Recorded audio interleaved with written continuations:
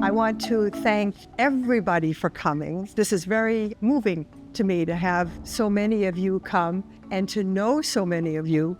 So I'm Karen DeLuca. My dad was Babe DeLuca. He pitched on this team. Thought I would give you a little bit of a background on what led to the making of it. And that was when my dad passed away.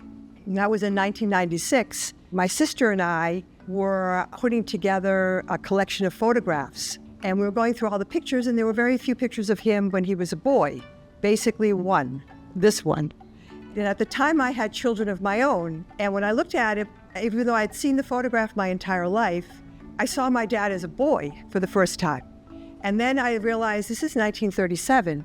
That means 4 years later, he enlisted and he went into the service. He graduated from high school the summer of 41 with the aspiration to play big league baseball. The Japanese bombed Pearl Harbor that December. By the following spring, he was in the Navy. It was kind of one of those moments where I saw my father as in the span of his life versus just being my dad. And I also had the feeling of I wish I had asked him more about this team, what they did, how they won, what the circumstances were.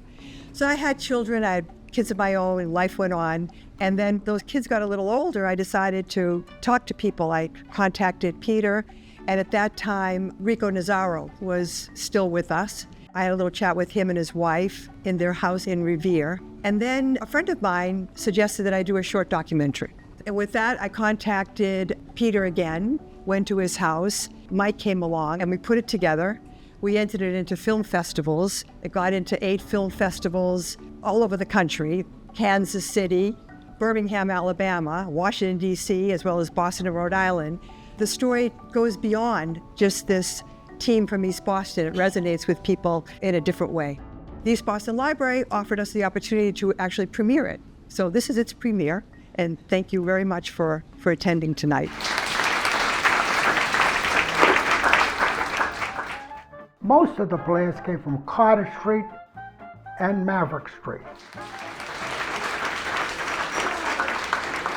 My dad always told this story, and I'm a little embarrassed to say, those guys from East Boston knew how to tell a story.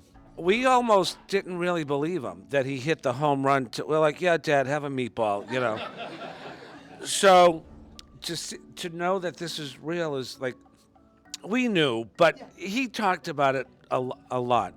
But the other thing I'm going to say is, as old as I am, my wife and I have a 19-year-old son. And I want to tell you when he was born. My father was living. My Jonathan was born on October 27th, 2004, which is the day the Red Sox won the World Series. And my father, like everybody's dad, he was a little bit of a fair weather. He'd say, they stink, And then tomorrow he'd love them again.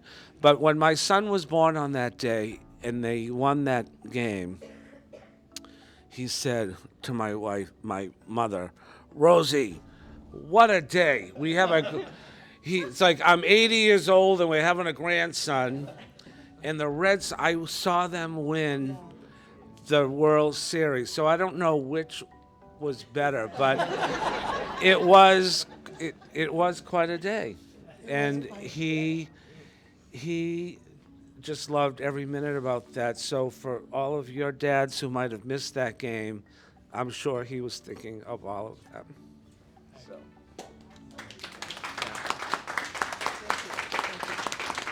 I want to make a special mention. Mary Ann's here. You hosted me in your house twice, and you were always very gracious, and it was a real honor to know both you and Peter. And yeah, he was a treasure, and you are too. Yeah, thank you.